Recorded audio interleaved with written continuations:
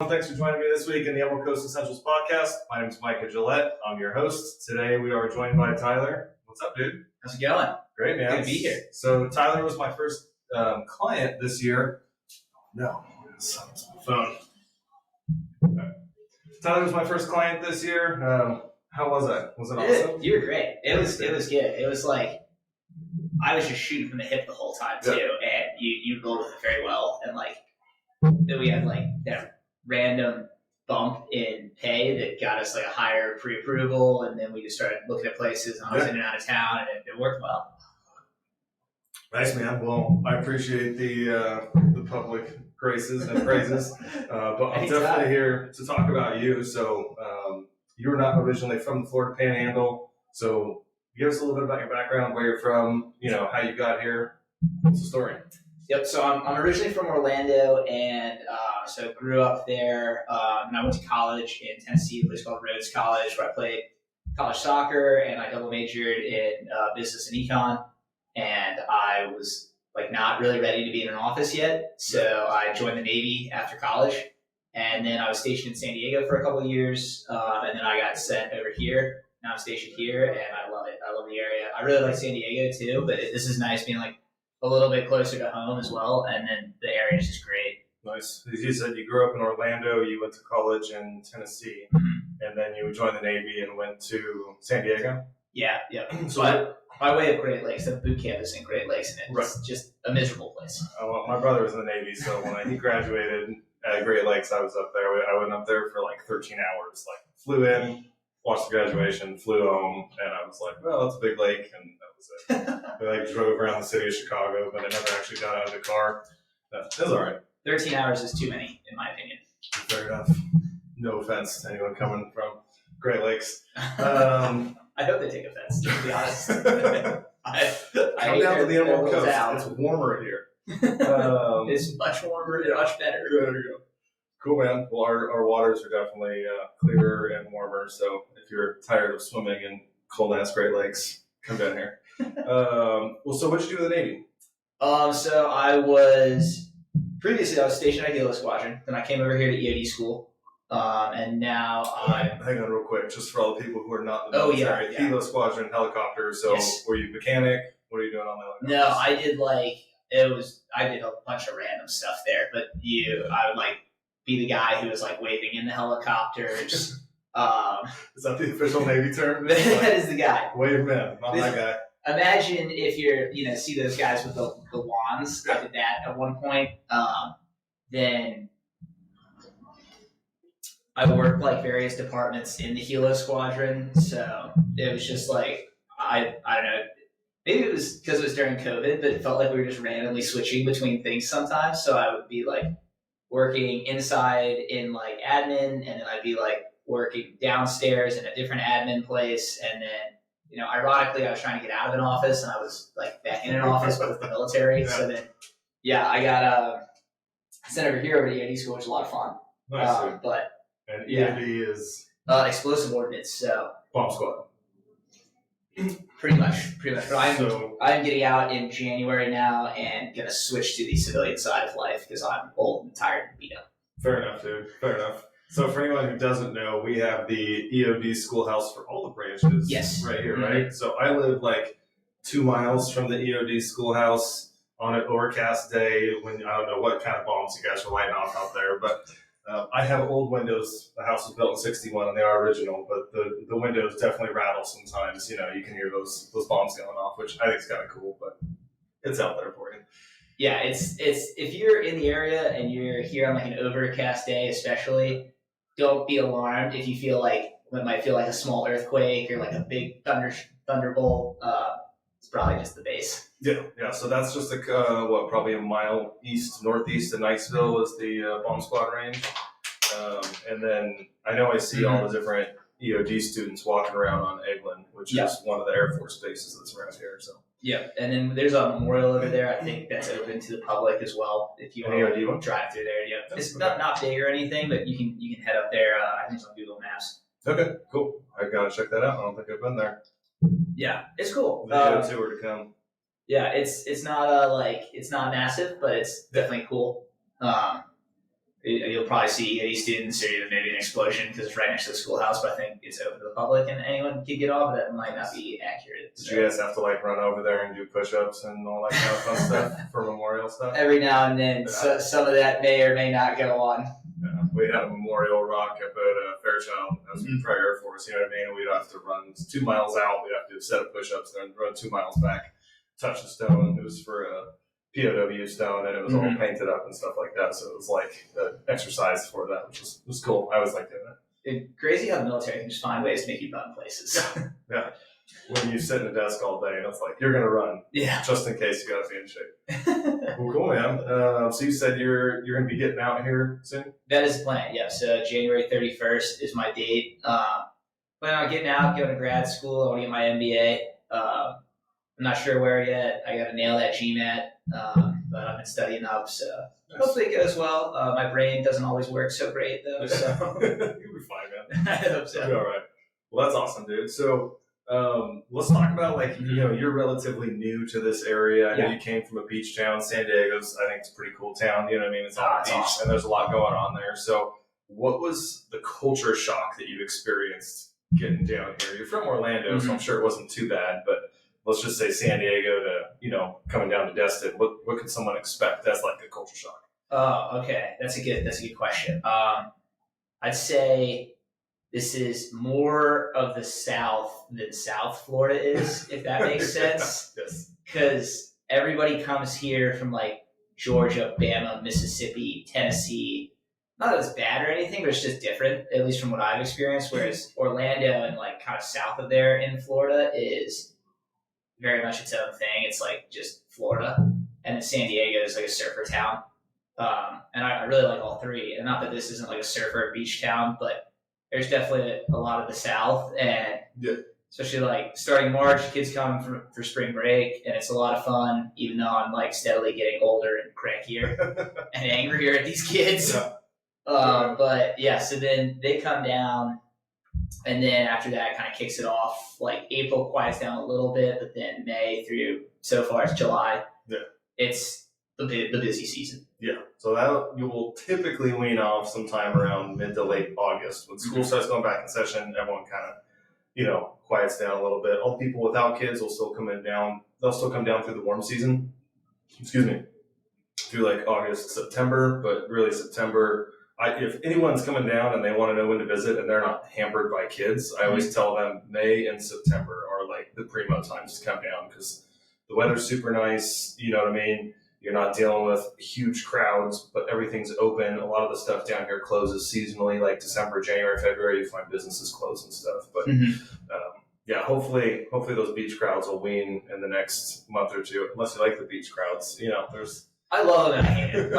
It's cool, especially like there's a lot more like chicks my age who are here and just people my age in general, but it's also annoying because there's like always some Yahoo on a golf cart that's trying to like clog traffic going in both directions somehow.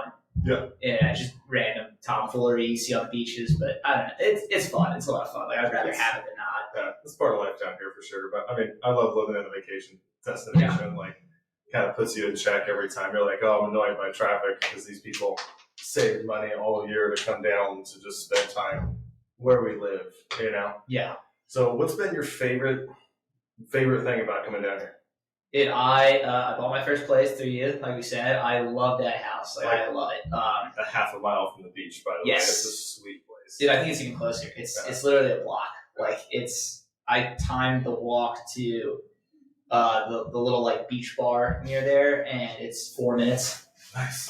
It's incredible. I'm so happy there.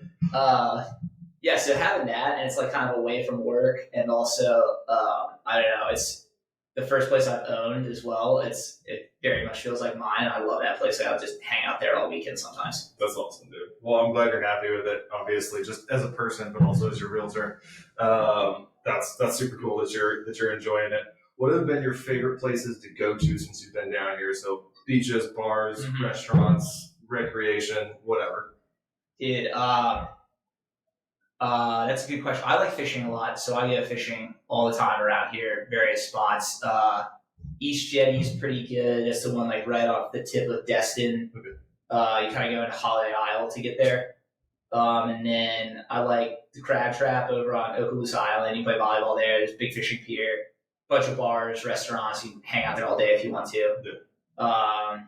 Over in Miramar Beach, I really like Miramar Beach just as a whole, like a town. Everything there is spectacular. Whale's Tail, Pompano Joe's, both right on the beach, both great. Little bars, good happy hours. If you're a local, talk to like your bartender, your waitress, whoever.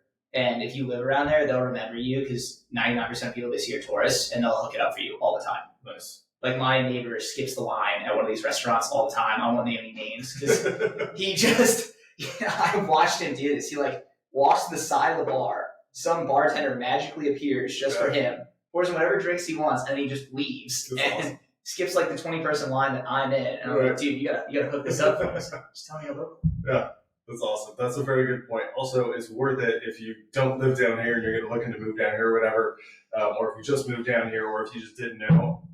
Like, ask for local discounts everywhere you go. A lot of places, especially those that thrive on tourism, really like to hook up the locals because in the off season, we're what helps these businesses stay running and operational. You know what I mean? Like, they couldn't do it without the local community, so they really help support locals a lot. And I don't know, probably 50% of places I go into, if you ask them for a local discount, they're like, oh yeah, for sure, and they'll hook it up. So definitely a good pro tip.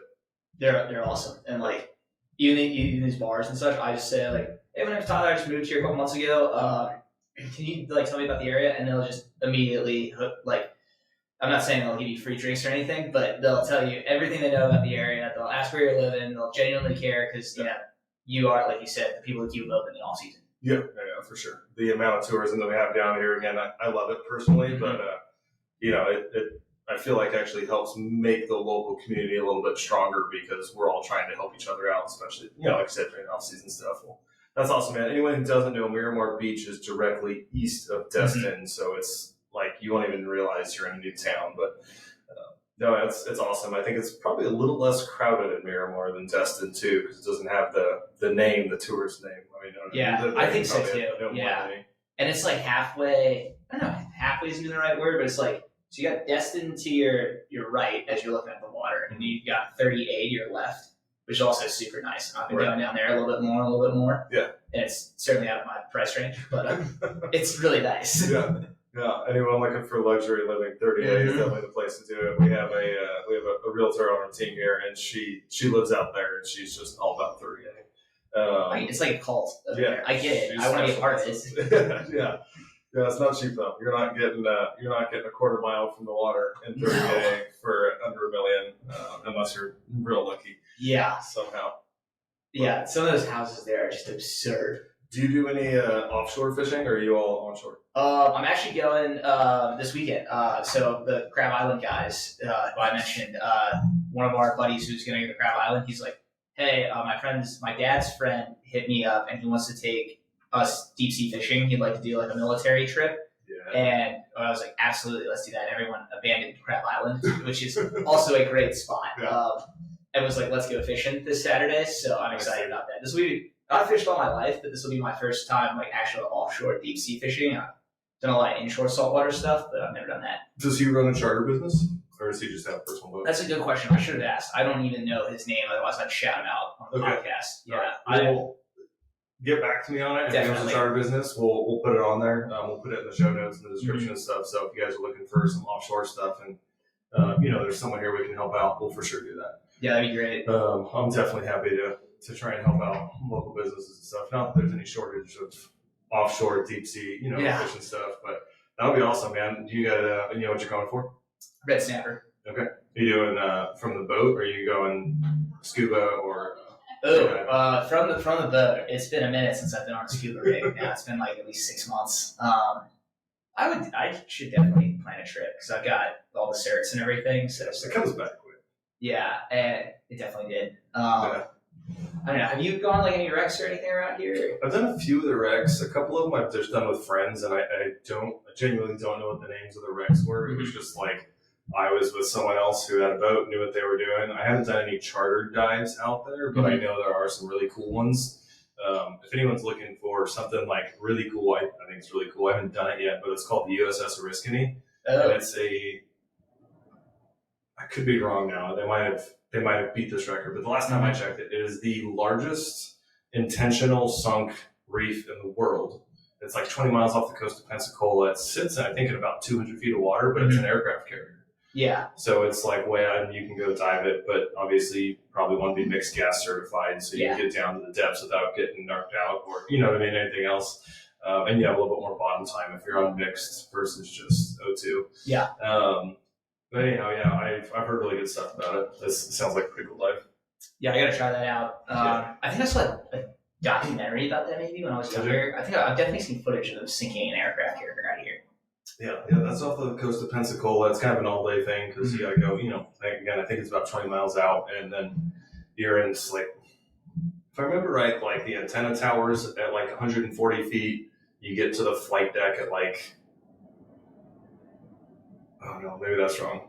Maybe the antenna tower is like 80, the flight deck's at like 140, and then it's the ocean depth is like 200, so it's sitting in about 200 feet of water. But I heard it's super cool. It gets, I guess, a lot of dives canceled going out to it because the currents, they'll start to get real bad currents down there, and then it's too fast to even swim against. So you just go down on your line and you look like a flag hanging off the line, just trying to hang on, and then you just end up coming up to the top. But no, I've done that. I've done a couple tugboats off. When I went to dive school out in Panama City, we did some kind of aircraft. I don't know what it was, but we went and dove that, did some cool stuff, and then. I might have done the same one as you. Okay. Yeah, there's a couple sunken like F-16s or F-14s out there. We did those. Nice. I think there's a photo of me somewhere like standing on top of a cockpit underwater. Yeah, that's awesome. So you went through the Panama City Beach dive school too? Yep. Okay. Yeah, good times. Yeah, real good times. Yeah. That was a memorable dive school. Is a memorable experience for sure. The buddies you get at dive school though are just great. Like I was fishing with one last night. I hang out with them every weekend. They're all still in town. They have so much fun hanging out with those guys. Mm-hmm. Yeah, we went through. I was an Air Force guy going through, but we went through the Navy side of the house. So it was actually a bunch of Navy guys that we were in class with. It was me and one other Air Force guy going through, but we had a great time. Like it was super fun. Difficult. It's not the easiest school. It would be the same course, yeah. But no, man, it was a good time. Have you done any of the shore dives out here, or have you went and snorkeled any of the shore stuff? Not really, and I need to. Yeah. And I got a pole spear, and I haven't used it yet. Some of my friends were doing that, and then the weather turned for like a couple weeks. It was it seemed like every weekend a storm rolled through, which is not typical for the area. No, this has been a really rainy year so far. I've been here since 2000.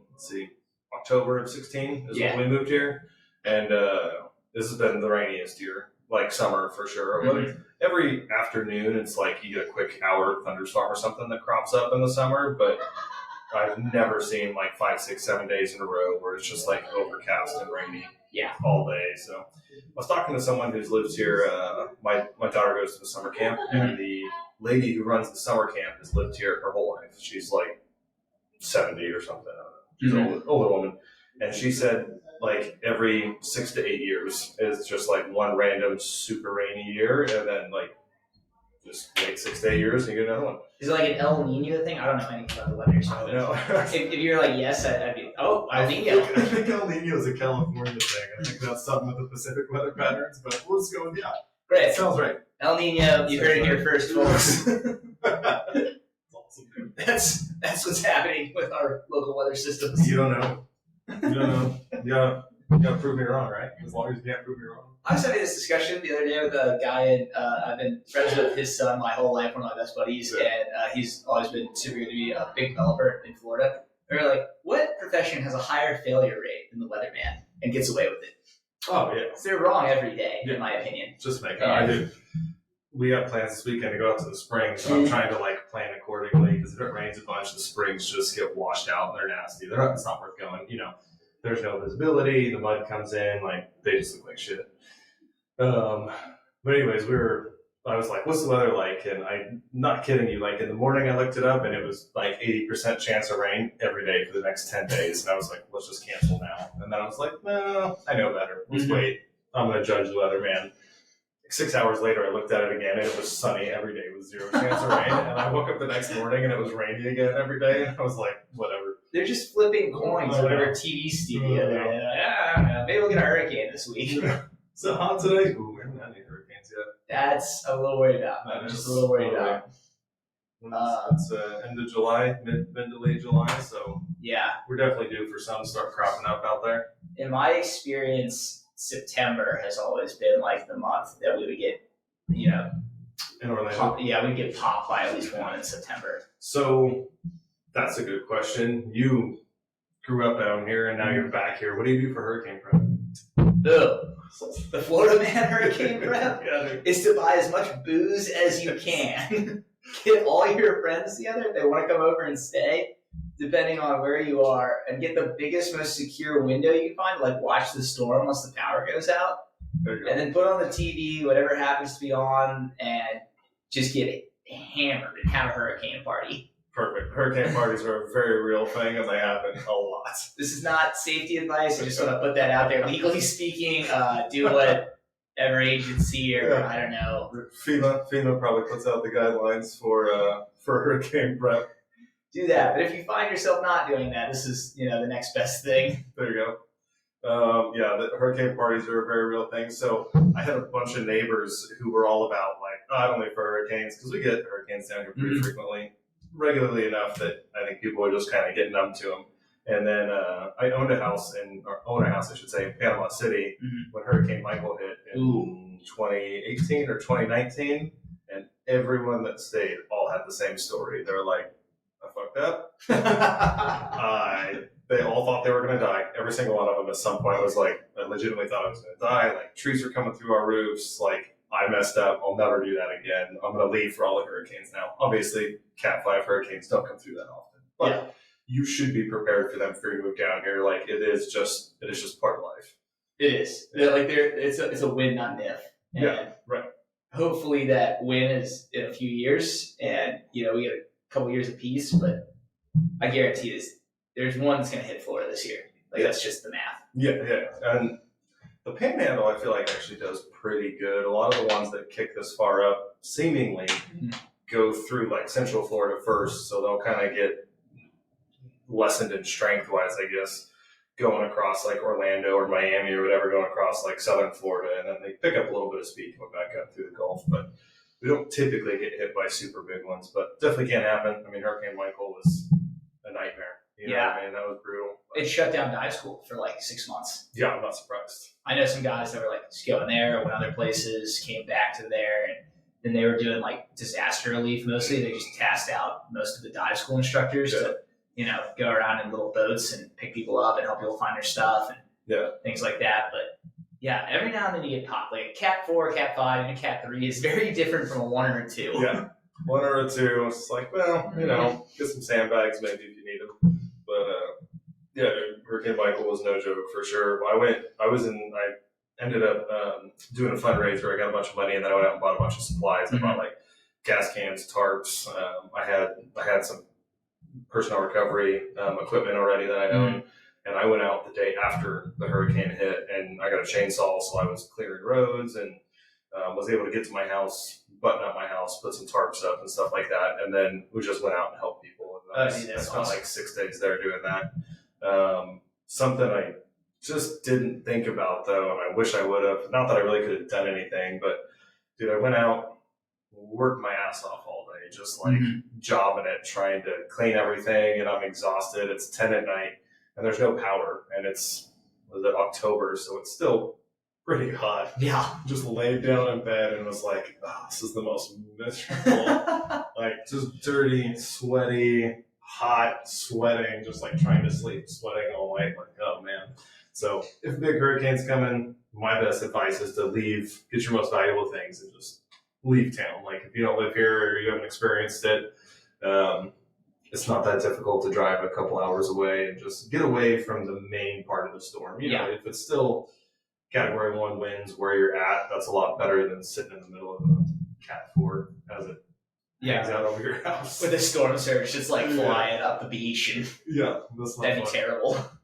That's not fun at all. I would say like an actual tip is if you're wanting a generator or like chainsaw, like you mentioned, buy them like 3-4 months before hurricane season, like in the spring. Yes. And you'll probably get a better deal. And there'll be more because the They're first gone. hurricane hits and everybody buys them. Yeah, they're gone. Like that. Yeah.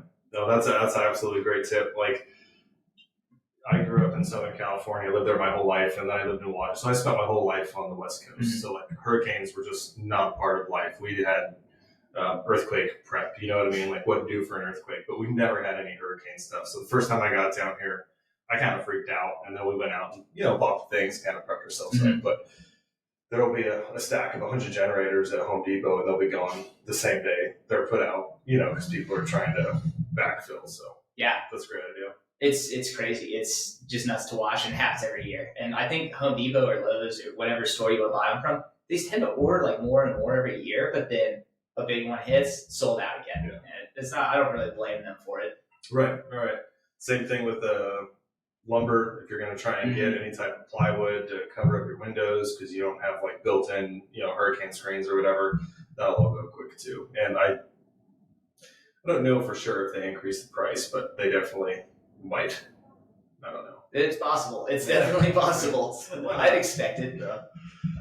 Yeah. Those hurricane shutters are awesome. Like that's definitely, if you're looking to buy a house down here, I'd say that's a big plus. Yeah. Like my granddad's got some in South Florida, and it's like 2 light switches that you hit, and they all come down, and your house is like 4 knocks all of a sudden. And that sounds expensive. I think they were, yeah. Sounds cool. This house survived a couple Cat 5s, so. I might hook those up to like an alarm system, so when like someone breaks into the house, it's just like shutters that roll down, and it's like, you're stuck now. You're locked in here with me. Oh, that's awesome. All right, man. So you said you're separating in January out of the Navy, and then you're going to try and go to school. What's your game plan with the house? So I'm going to rent it out. So I got it on a VA home loan. I want to rent it out I'll do like short-term rentals at first, and hopefully it's not too big of a headache. And then if it is, or for whatever reason, I'll maybe find like long-term rentals, but that'd be plan B because I still want to use it because I do really love the area. Yeah. I want to come back as much as I can. So if I can get like the short-term rentals going and then just block it off for a weekend or something and then come back and have my house again for a weekend, I'm super happy to do that, which I'm lucky I'm in that spot. Yeah, that's a great spot for it. I got some recommendations I'll give you once we're done on short-term rental property managers, because I got some experience in a few different ones and definitely have some feedback I'll give you. Yeah. I'll just say that, it's up to you who you want to use, but a bad property manager can be more headaches than just managing it yourself. Yeah. So that's definitely not something you want to go through. And I don't need that. I would prefer for just checks to appear in my bank account, which I'm sure everyone would prefer. Right. No, that's definitely the ideal position you want to be in. And yeah, man. Well, like I said, once we're done recording, I'll shoot you over some recommendations because I got some experience with a few of them with our short-term rental. But no, that's awesome, man. Do you know where you're going to school? Or where are you going to try and go? Not yet. So I'm trying to nail the GMAT, and so I'm taking a prep course. Did a really good military discount through. What's the GMAT? GMAT's it's like the SAT, but for an MBA program. It's like same kind of. You got a math section, you got a verbal reading section. You write a little essay. Gotcha. It's like the GMAT on steroids, the SAT on steroids. Okay. And so I'm relearning like a lot of high school math at the moment that I haven't used in years, and sentence structure and college algebra. Yeah. Oh, geez, it's humiliating. Like 15-year-old Tyler would have done better on this test than 27-year-old Tyler. Yeah, that's awesome. We homeschool our daughter, so I'm really, I was never good at English growing up. I mean, obviously, I learned to speak it well enough. Yeah. But, it was not the subject I excelled in school, and now I'm trying to teach my daughter. Shout out to my wife; she does almost all the work. But just having conversations with them about what's an adjective and how is it used and why does it go where it goes in the sentence. If I'm just reliving second grade Micah's nightmare all over again, this is terrible. Did you remember factoring from algebra 1 or algebra 2? It's you have the equation, it's first, outer, inner, last.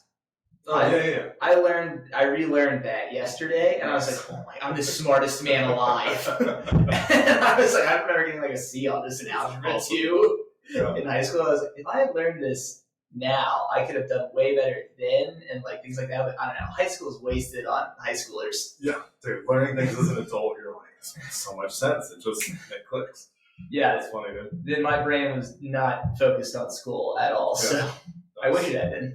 So you don't know where you're trying to go to school yet? I got a couple ideas. So I have a buddy who just graduated from Georgetown's program. He really likes it. He got a spectacular job. And we were college roommates, and like we played soccer together and things like that. So I'll definitely apply there. I'd love to go back to Southern California too. If there was like a great NBA program in the Emerald Coast, I would stay. Yeah. Unfortunately, there's not many colleges around here besides Florida State. Yeah. And their NBA program's good, but I think I want to go somewhere else. So yeah, no, that is for sure a downside of here, just as far as like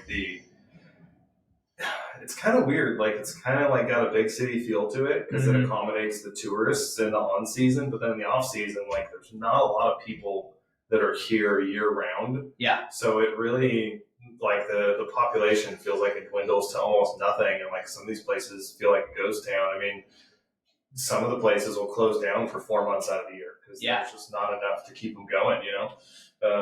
But yeah, the college scene is not real big around here for sure. Yeah, and UWF, I hear, is a good school, and I only went over there for a soccer tournament in high school, so I don't really have a ton of experience with them, but I think it's really the only college within like 2 hours, and Florida State's about 2.5 hours away, and then other than that, we are a little isolated up here, but I like that. Yeah. Nice. Yeah, we're not.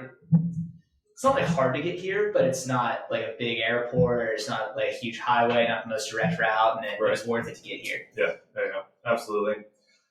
Cool, man. Well, I think we're getting close to our time to bust, but you got to run soon. You got to get some shoes. Yes, right? Yes, I do.